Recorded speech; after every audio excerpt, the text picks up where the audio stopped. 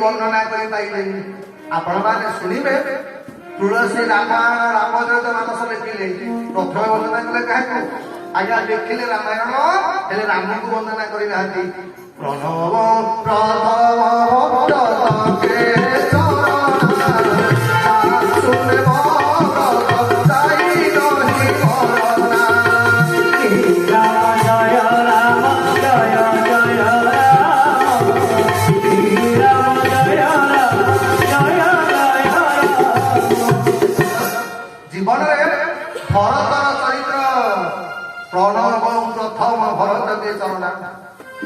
तुलसीदास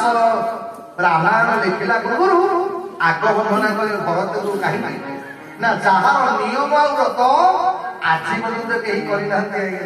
हे बापा मैंने माँ मैंने आपण मैंने अयोध्या कार्य शुणे माँ सरस्वती कई को बुद्धि बिगाड़ी देले माँ सरस्वती मंथरा मुंड को बिगाड़ी देले आते भरत बाहर से देवता मैंने कहले माँ आज भरत गलानी भगवान को फेरवा भगवान सब सह करेंगे किंतु भरत आखिर लुह को सह करें जदि भगवान भरत कथार फेरी आसवे आ रावण मरबनी कि आम मैंने बंधन मुक्त हो पारे हे माँ सरस्वती तुम्हें टे भरतर बुद्धिटा टे बिगाड़ी दियो सरस्वती बोले देवता मैंने तुम्हें कौन कहूच अरे शुण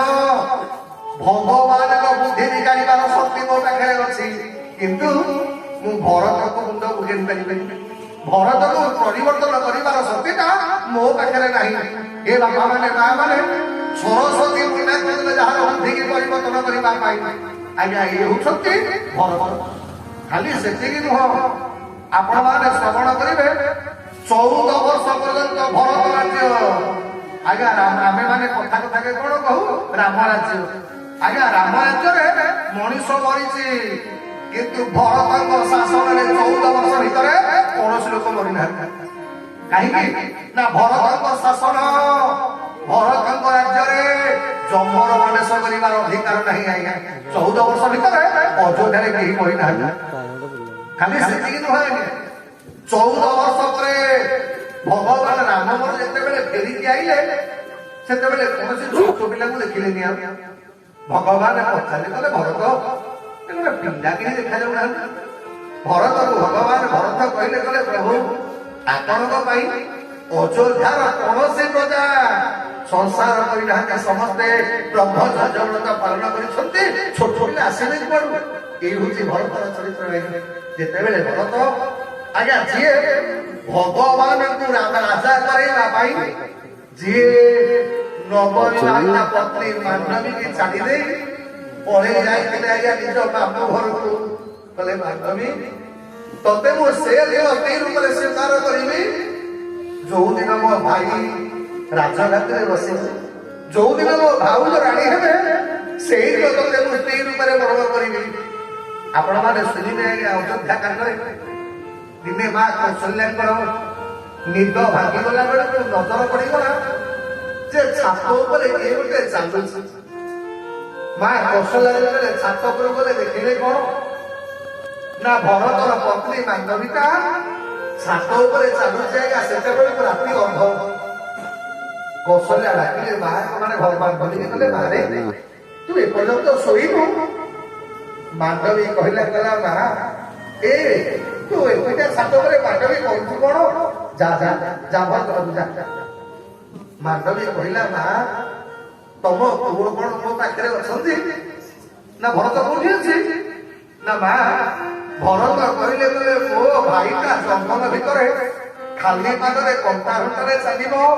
ଆଉ ମୁଁ ଅଯୋଧ୍ୟା ରାଜମହଲରେ ଶୋଇବି ମୁଁ ବି ନନ୍ଦିଲା ପରେ ଭୂମିରେ ଶୟନ କରିବି ମୋ ଭାଇଟା ଯେମିତି ଶୋଉଛି କହିଲେ ମା ମୁଁ ବାବା କୌଶଲ୍ୟା ଜାଣିନାହାନ୍ତି ଭରତଟା ନନ୍ଦୀଗ୍ରାମରେ ଅଛି ବୋଲି କୌଶଲ୍ୟା କହିଲା ମା ଏ କହିବି ଆଲୋ ସ୍ୱାମୀ ତୋର ନନ୍ଦୀଗ୍ରାମରେ ଆଉ ତୁ ଏକୁଟିଆ ଟିକେ କରୁଛୁ କଣ ତୁ ଗଲୁନୁ ତୋ ସ୍ୱାମୀ ସାଙ୍ଗରେ ଆମେ ଟିକେ ତାକୁ ସାହାଯ୍ୟ କରିଥାନ୍ତୁ ମାଣ୍ଡବୀ କହିଲା ମା ମୁଁ ତମ ପୁଅକୁ କହିଲି ମୁଁ କହିଲି ହେ ଆର୍ଯ୍ୟ ତମେ ଯଦି ନନ୍ଦୀଗ୍ରାମରେ ରହିବ ବନବାସରେ ମୁଁ ବି ତମ ସ୍ତ୍ରୀ ହିସାବରେ ଯିବି ତମ ପୁଅ ମତେ କଣ କହିଲେ ଜାଣିଛ କହିଲେ ମାଣ୍ଡବୀ ମୋ ମା 3 ଜଣଙ୍କର ଦେହ ଭଲ ନାହିଁ ତୋ କାମ ହେଲା ତୁ 3 ଜଣ ଯାକ ମାଙ୍କର ମୋର ସେବା କରିବୁ ତୁ ମୋ ସାଙ୍ଗରେ ଯାଇପାରିବୁନି ଏଇଥିପାଇଁ ମା ତମ ସେବା କରିବା ପାଇଁ ତମ ପୁଅ ମତେ ରଖିଛନ୍ତି ଖାଲି ସେତିକି ନୁହଁ ତମ ପୁଅ ମୋ ମୁହଁ ଦେଖୁନାହାନ୍ତି ଯୋଉଦିନ ପର୍ଯ୍ୟନ୍ତ ରାମ ରାଜା ନହେବେ ସେତେ ଦିନ ପର୍ଯ୍ୟନ୍ତ ମତେ ସ୍ତ୍ରୀ ହବାର ମର୍ଯ୍ୟାଦାଟା ବି ଭଗବାନ ତମ ପୁଅ ଦେଇନାହାନ୍ତି କୌଶଲ୍ୟାଙ୍କ ଆଖିରେ ଲୁହ କୌଶଲ୍ୟା ପଚାରିଲେ କହିଲେ ମା ତୁ ଏପର୍ଯ୍ୟନ୍ତ ଶୋଇନୁ କଣ ପାଇଁ ମାଣ୍ଡବୀ କହିଲେ କହିଲେ ମା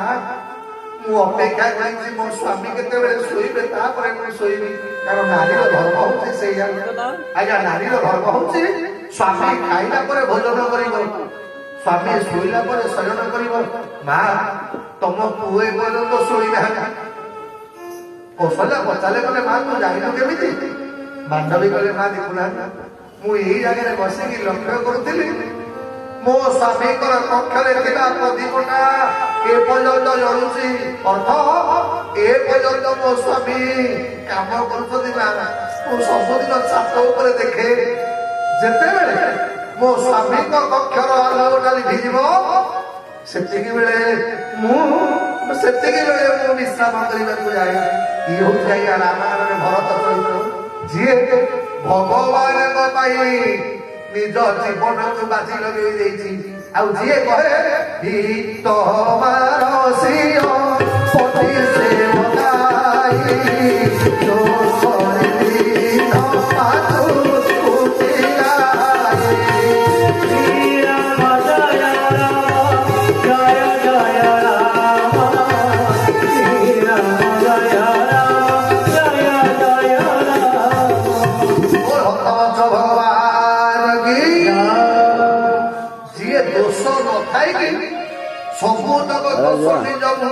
ନେଇଯାଏ ତାରି ନାଁଟା ଭରତ ଭରତର କିଛି ଦୋଷ ନାହିଁ ଆଜ୍ଞା କିନ୍ତୁ ଭରତ ସବୁବେଳେ କହନ୍ତି କଣ ମୋ ବିଷମାନକେ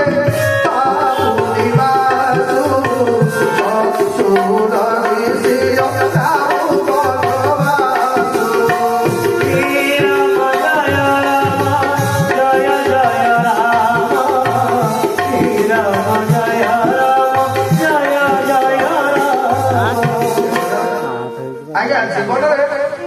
ଚାହିଁଏ ମାଙ୍କ ଦୋଷ ପାଇଁ ନିଜେ ସବୁବେଳେ କହେ ମୋ ଭଳିଆ ପାପି ଆଉ କେହି ନାହିଁ ମୋରି ପାଇଁ ଭଗବାନ ରାମଙ୍କର 14 ବର୍ଷ ବନବାସ ମୁଁ ହଉଛି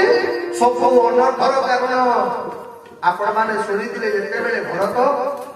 ଭଗବାନଙ୍କୁ ମା ମାନେ ଫେରେଇ ଆଣିବା ପାଇଁ ଗଲେ ଭରତ କାହାକୁ ମୁହଁ ଟେକି ଚାହୁଁନାହାନ୍ତି କହିଲେ ମୋ ଭଳିଆ ଦୁର୍ଭାଗ୍ୟ ଯାହା ପାଇଁ ବାପାଙ୍କର ମୃତ୍ୟୁ ଯାହା ପାଇଁ ମା ମାନେ ବିଧବା ଯାହା ପାଇଁ ମୋ ଭାଇ ଭାଉଜ ସମସ୍ତେ ଜଙ୍ଗଲ ଭିତରେ ମୋ ମୁହଁ ଦେଖେଇଲି କାହାକୁ ଆଜ୍ଞା ପ୍ରଥମ ଦିନ ଭରତ ଭରଦ୍ୱାଜ ଋଷିଙ୍କ ଆଶ୍ରମରେ ରହିଲେ ଭରତ ମୁଣ୍ଡରେ ମୁହଁରେ ମୁହଁରେ କପଡ଼ା ପକେଇକି ବସିଛନ୍ତି ଭରଦ୍ୱାଜ ପଚାରିଲେ କହିଲେ ଭରତ ତମେ ମୁହଁ କାହିଁକି ଦେଖଉନ ଭରତ କହିଲେ ମୁଁ ନିଜ ମୁହଁଟା ଦେଖେଇବି କେମିତି ଗୁରୁଜୀ ମତେ ଭାରି ଡର ଲାଗୁଛି ନା କାହିଁକି ନା ମୁଁ ଭଗବାନ ମତେ ଗ୍ରହଣ କରିବେନି ମୁଁ ଏଡେ ବଡ ତାଙ୍କୁ ବନବାସ ଦେଇଛି ତାଙ୍କ ପୁଅ ପାଇଁ ତାଙ୍କ ବାପା ମରିଛି ମୋ ଭଗବାନ ମତେ ମନେ ପକେଇବେନି ମୋ ଭଗବାନ ମତେ କ୍ଷମା କରିବେନି ଭରଦ୍ୱାଜ କହିଲେ କହିଲେ ଭରତ ତମେ ଜାଣିନ ତମ ଭାଇ ତମକୁ କେତେ ଭଲ ପାଆନ୍ତି ଭରତ କହିଲା କେମିତି? କହିଲା ବୁଝିଲ, ଯେତେବେଳେ ତମ ଭାଇ ଗଙ୍ଗା ପାରି ହେଲେ ଏଇ ଗଙ୍ଗା କୂଳରେ ତମ ଭାଇ ଗଙ୍ଗା ସ୍ନାନ କଲାବେଳେ ବ୍ରାହ୍ମଣ ମାନଙ୍କୁ ଦାନ ଦଉଥିଲେ। ଆଉ ବ୍ରାହ୍ମଣ ମାନଙ୍କୁ ଦାନ ଦଉଥିଲା ବେଳେ ଆଜ୍ଞା ସଂକଳ୍ପ ମନ୍ତ୍ର ଯେତେବେଳେ ରାବଣ ପଢିଲେ ଚମୁତି ସେ ଭାରତ ଖଣ୍ଡେ କହିଲେ ଯେତେବେଳେ ଭରତ ନାଁଟା ଉଚ୍ଚାରଣ କରିଦେଲେ ଭରତ ତମେ ବିଶ୍ୱାସ କରିବନି, ଭଗବାନ ରାମ କାହାଠାରୁ ଫୁଲ ଫୁଲ ସେ ତଳେ ବସି କହିଲା ମୋ ଭରତ ଭରତ କହି ଭଗବାନ ବାଲିରେ କହିବାକୁ ଲାଗିଲେ ଭରତ ସରି